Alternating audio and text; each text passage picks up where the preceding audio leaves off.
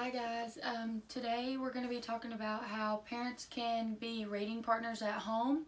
Um, in our situation right now with COVID-19, I would have parents join me in a Zoom meeting and I would help them to learn strategies that might make reading easier at home and make it easier for them to help their child reading at home. Some ways that they can help their child is being a good example by reading in front of them, making reading exciting, and maybe join a library. Choosing books that the kids like is very important, and it's good to incorporate fiction and nonfiction so the kids get to experience different types of stories. And I would also tell the parents it's okay for your child to make a mistake. It's a natural thing when you're learning to read, and it's okay if they don't know a word or they make a mistake. They will grow as readers as time goes on. I would demonstrate to them a way that they could make reading more fun, and maybe invite the whole family to read, have a family reading night. I'm going to read this book as an example, and we have a guest today, Mickey. He is a character in our book. The book I'm going to be reading is called Mickey's Christmas Carol.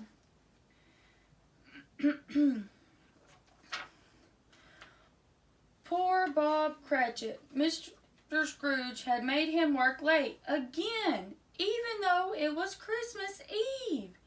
But now, at last, he could go home. "Merry Christmas," he called. "Christmas? Bah!" shouted Scrooge. "Don't forget to take my laundry."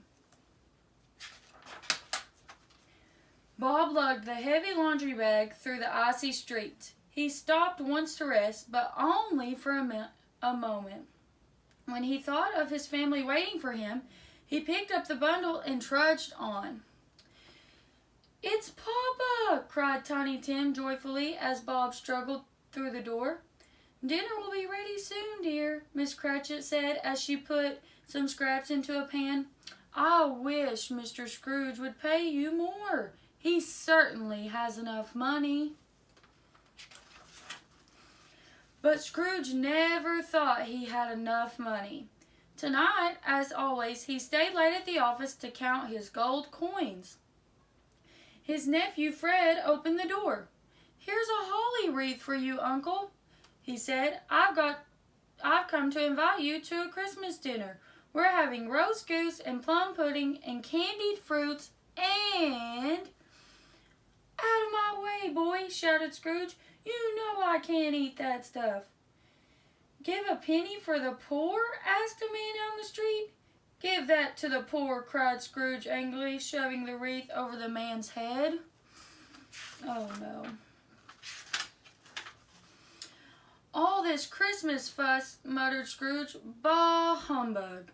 He thought of his old dead partner, Jacob Marley. "Marley never gave anything away," he said. "He was my kind of man." Scrooge shivered. He couldn't wait to get inside his warm house. As soon as he was indoors, Scrooge sank into his favorite chair. He was dozing off when— clank, clank, clank. Scrooge sat up with a start. The ghost of Jacob Marley was coming toward him, slowly dragging long, heavy chains. "I must carry these chains through eternity," moaned Marley, "because I was selfish. Your punishment will be the same, Ebenezer Scrooge." "No," said Scrooge. "It can't be. Help me, Jacob." "Tonight," said Marley, "3 spirits will visit you. Listen to them, or your chains will be heavier than mine." The ghost vanished. Scrooge blinked and shook his head. "I need rest," he thought. "Imagine thinking I saw old Marley." He climbed into bed. He had barely fallen asleep when the alarm clock jangled. Scrooge opened his eyes and saw a dapper little fellow standing on the night table. I am the ghost of Christmas past, he said. The ghost held out his hand. Hold on, he said. I'll take you to Christmas of long ago. Scrooge felt him drift toward the ceiling. Oh, oh, oh, he shouted as they sailed out the window.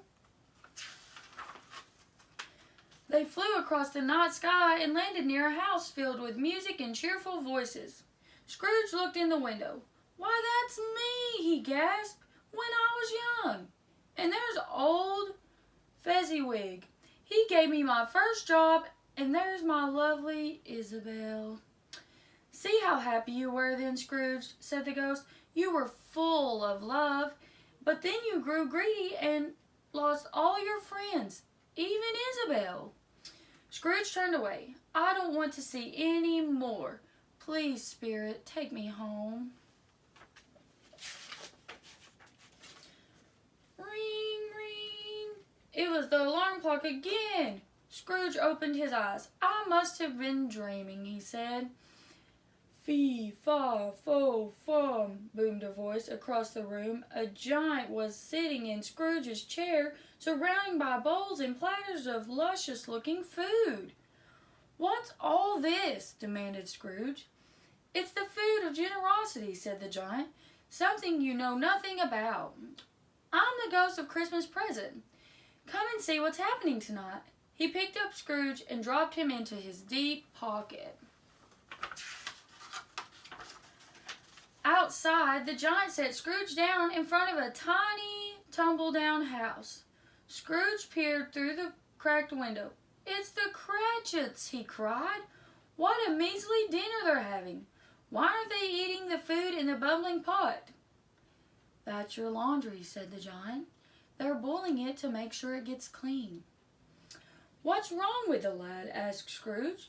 Tiny Tim is very ill, said the giant. He needs good food to make him strong and well. Pay his father more so he can buy his family enough to eat. The giant's voice faded, and then he was gone. Scrooge tried to call the giant back, but it was too late. Suddenly, he was surrounded by thick clouds of smoke. When the air cleared, he was standing near a broken-down tombstone in a shadowy graveyard. Hello, Scrooge, said a voice behind him. I'm the ghost of Christmas future. Scrooge turned to the ghost. Whose lonely grave is this? He asked. See for yourself, said the ghost. It belongs to a man who was very rich, but he was so selfish and unkind he had no friends. Scrooge bent to read the name on the stone. Ebenezer Scrooge. Oh no, this is my grave. That's right, laughed the ghost. No, please, begged Scrooge. I don't want to die all alone, with no friends. I'll change my ways. I promise. You guys think he's going to change? Let's see. I'll change. Scrooge's eyes flew open. He was in his own bed. He was still alive, and there was still time to change, to make a new beginning. It's Christmas morning, he cried. He dressed quickly and rushed outside. Take these, he called, tossing bags of money to the men collecting for the poor. Hello, Fred, he shouted when he saw his nephew. May I still come to dinner? Of course, Uncle, replied Fred. Splendid. I'll see you later. There's something I must do first.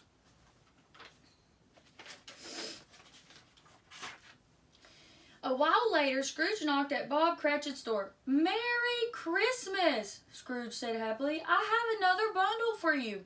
More laundry, sir? Gulped Bob. Scrooge laughed. Don't be silly, my boy.